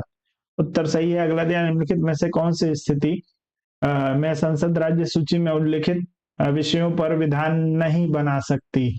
चलिए, नहीं बना सकती पूछा है, यदि लोकसभा यह निर्णय करे कि राज्य सूची में उल्लिखित विषय राष्ट्रीय महत्व का है, यदि दो या दो से अधिक राज्य विधानमंडल इस आशय में कोई संकल्प पारित करें, यदि आपातकाल की स्थिति घोषित कर दी जाए, और दिया है, यदि किसी अन्य देश के साथ की गई संधि को लागू किया जाना हो। चारों में से किसी एक को चुनना है आपको।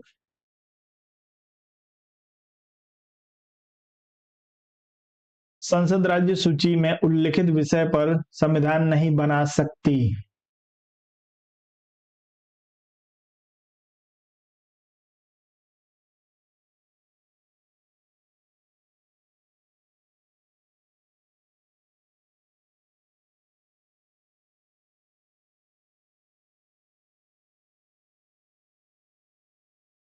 चले भैया, तो इसमें ध्यान रखिए, यहां दिया गया है, लोकसभा यह निर्णय कर ले कि राज्य सूची में उल्लिखित विषय राष्ट्रीय महत्व का है। भैया 249 के साथ यार राज्यसभा को ही निर्णय करना होता है, लोकसभा को नहीं। तो पहला ही विकल्प आपका जो है ए विकल्प के साथ चले जाइए। राज्यसभा को बताना पड़ेगा कि यह राष्ट्रीय महत्व का है, लोकसभा इसका निर्णय नहीं करेगा। यदि राज्यसभा कह देगी कि यह राष्ट्रीय महत्व का है, तब इस पे संसद कानून बना सकता है। कई बार कराया है मैंने। उच्चतम न्यायालय के न्यायाधीश को हटाने के लिए संसद द्वारा पारित किसी संकल्प की समिति द्वारा जांच की जाती है। इसमें शामिल होते हैं, कौन कौन लोग शामिल होते हैं भैया, जब किसी उच्चतम न्यायालय यानी हाई कोर्ट की बात की जा रही है। माफ करिएगा, सुप्रीम कोर्ट की, उच्च न्यायालय की नहीं, सुप्रीम कोर्ट की बात की जा रही है। सुप्रीम कोर्ट के न्यायाधीश को हटाने के लिए जब एक समिति बनाई जाती है जांच के लिए, तो जांच समिति में कौन कौन इसमें से शामिल होता है।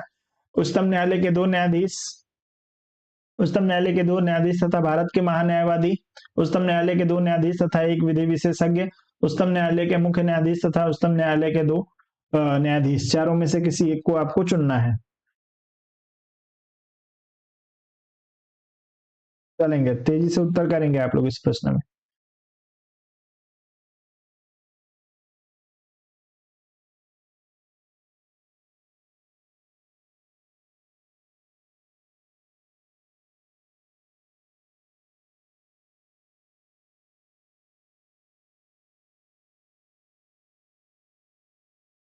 चलेंगे।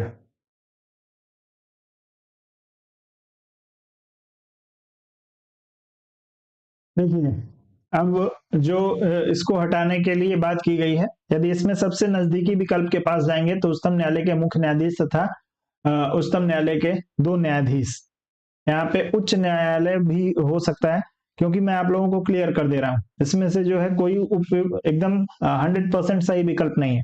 कौन कौन शामिल होता है इसमें जांच समिति में? तो एक तो आपका मुख्य न्यायाधीश,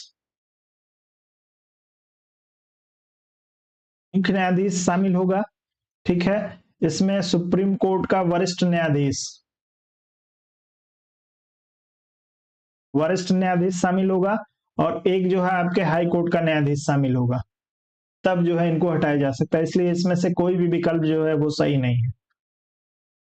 आगे बढ़िए। आपको आंदोलन दिया है और नेता दिया है। इंडिया अनरेस्ट का अनरेस्ट करप्शन दिया हुआ है, नर्मदा बचाओ आंदोलन दिया है, राइट टू इंफॉर्मेशन मूवमेंट दिया है, भारतीय किसान यूनियन दिया है, अरुणा राय, महेंद्र सिंह टिकैत, अन्ना हजारे और मेघा पाटेकर। सुमिलित करिए।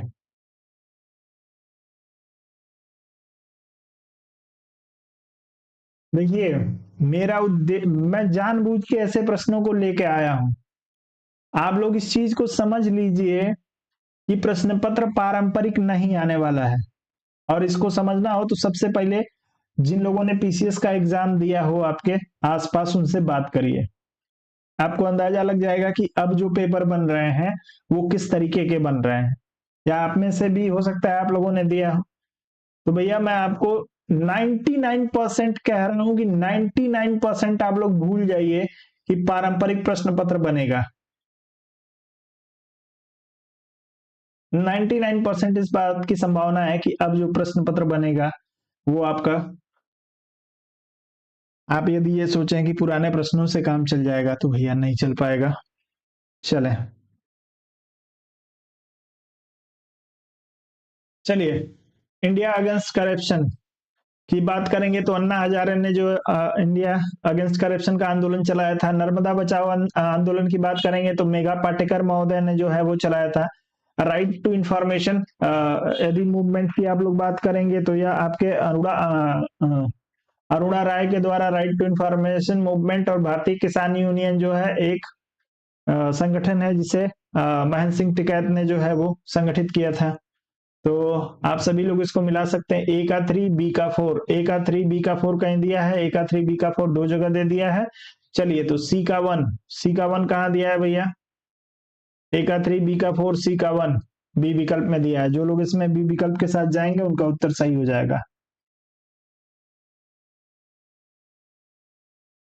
चले, अच्छा जी, उत्तराखंड लेक्चर की तैयारी कर रही हैं, ठीक है। तो अब कोई भी कमीशन हो, आप लोगों को अपना स्टैंडर्ड ऊपर रखना पड़ेगा। आप, ऐसा नहीं है कि नॉर्मल प्रश्न पूछे जाएंगे। उस खंड का नाम क्या है जिसमें जिसने American society of public administration के कंपैरेटिव एडमिनिस्ट्रेटिव ग्रुप को प्रतिस्थापित किया था? कंपैरेटिव एडमिनिस्ट्रेटिव ग्रुप को स्थापित किसने किया भैया? Section of American public administration, section on comparative administration, section on international public administration, section on international and comparative public administration। चारों में से किसी एक को चुनना है आपको। चलें, तो इस प्रश्न को ध्यान रखिएगा। Section on international and comparative public administration, SICA, जिसने क्या किया था? कंपैरेटिव एडमिनिस्ट्रेटिव ग्रुप को जो है वो अमेरिका में स्थापित किया था। डी विकल्प आप लोगों का सही होगा। अगला प्रश्न आपको दिया है कि मास्लो की अभिविचारित मानवीय आवश्यकताओं को सही क्रम में व्यवस्थित करिए। मैस्लो की थियरी आप सभी ने पढ़ी होगी, जो लोग, जिन लोगों ने मनोविज्ञान पढ़ा होगा। चूंकि अधिकतम लोगों ने इसमें से बीएड किया होगा, तो मैस्लो की थियरी ऐसा नहीं है कि कोई नहीं पढ़ा होगा, तो आप लोग उनकी मानवीय आवश्यकताओं का जो क्रम है उसको बस बता दीजिए। आपको आत्मसम्मान दिया है, शारीरिक दिया है, सुरक्षा दिया है, और स्वतात्वीकरण और उदीय तत्वता दिया हुआ है। अब इसी को आपको क्रम में लगाना है, क्रम में लगा दीजिए आप लोग तेजी से। चलेंगे, तेजी से करेंगे इसको।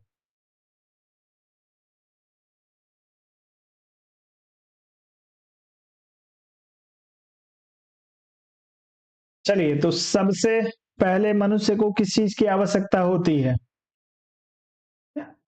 सबसे पहले मनुष्य की कौन सी जरूरतें पूरी होनी चाहिए भैया? सबसे पहले आपकी भूख और प्यास। आपको जो है वो कपड़ा चाहिए पहनने के लिए, तो सबसे पहले आपकी शारीरिक जरूरत पूरा होनी चाहिए। जब आपकी शारीरिक जरूरत पूरा होती है तो आप क्या करते हैं? उन वस्तुओं की रक्षा करने का प्रयत्न करते हैं जो आपकी शारीरिक जरूरतों को पूरा करते हैं। जैसे मान लीजिए आपके खाने का सामान हो गया, आपके पहनने का सामान हो गया, उसकी रक्षा की जिम्मेदारी आती है। तो दूसरे नंबर पे सुरक्षा आता है। ठीक है। तीसरे नंबर की बात करेंगे तो आपको तदीय तत्वता दिया है। तदीय तत्वता का मतलब होता है सामाजिक जरूरत। सामाजिक जरूरत। तीसरे नंबर पे आपकी जो है वो सामाजिक जरूरतें आती हैं। उसके बाद से चौथे नंबर पे आपका आत्मसम्मान आता है। जब आपकी सारे जो सामाजिक जरूरतें हैं वो पूरा होने लगती हैं, तब जो है आपके अंदर आत्मसम्मान जगता है कि आपको जो है वो आपके आत्मसम्मान को कहीं ठेस ना पहुंचे। और सबसे अंत में होता है स्वातत्वीकरण, जिसे कहा जाता है भैया आत्म सुधार की जरूरत। आत्म सुधार।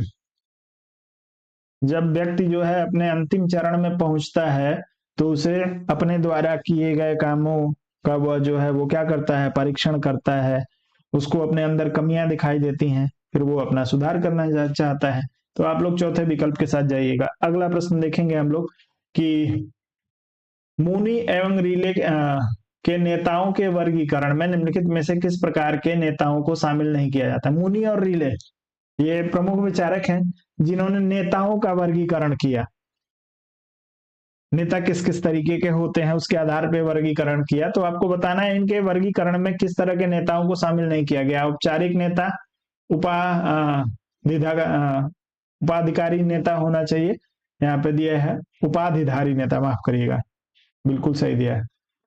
नियंत्रक और अच्छे आयोजक।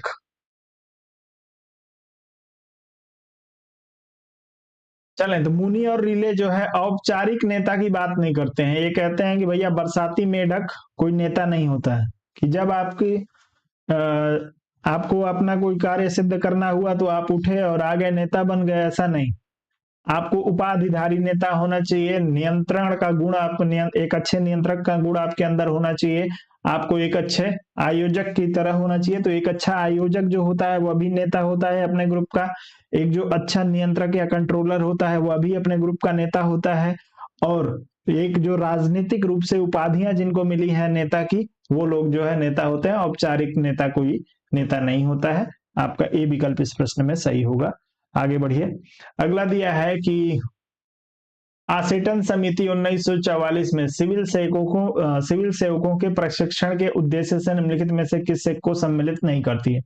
सिविल सेवा में जो है वो प्रशिक्षण के लिए आसेटन समिति ने 1944 में कुछ सुझाव दिए थे। उसमें से किस एक को जो है इसमें से किस एक को शामिल नहीं किया गया? विश्वसनीय कार्य कौशल प्रदर्शित करना, लचीलापन, प्रशिक्षुओं की सोच को व्यापक बनाना, और नेतृत्व गुणों का विकास करना। चलेंगे, तेजी से उत्तर करेंगे।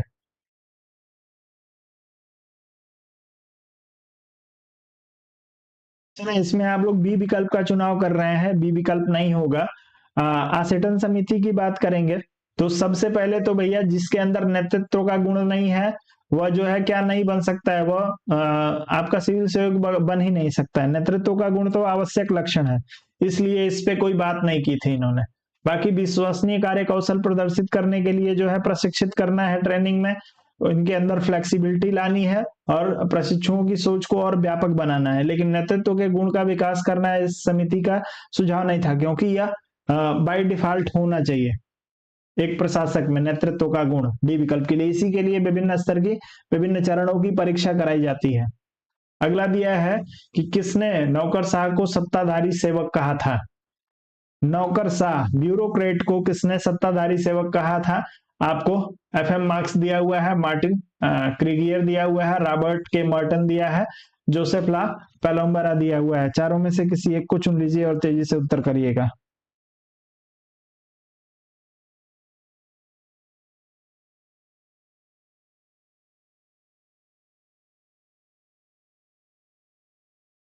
चलें, आप लोग तुक्का लगा रहे हैं तो आप लोगों को बता दे रहा हूं,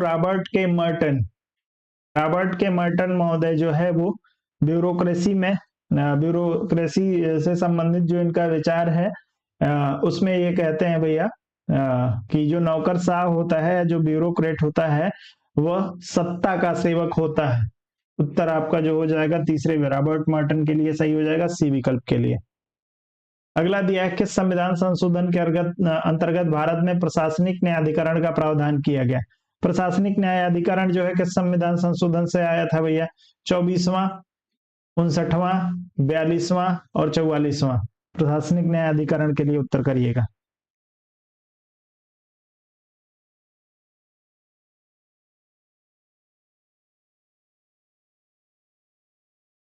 चलेंगे तेजी से।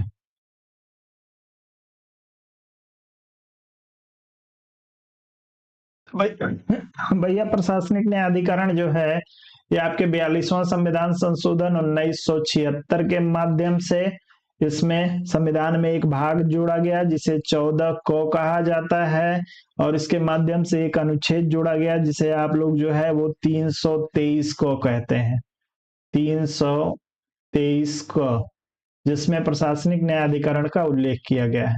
तो आप लोग इस प्रश्न में जो है सी विकल्प के साथ जाएगा, 42वां संविधान संशोधन है। ठीक है, और इसी के साथ आज की क्लास को हम लोग यहीं पे पूर्ण विराम देंगे। आप सभी से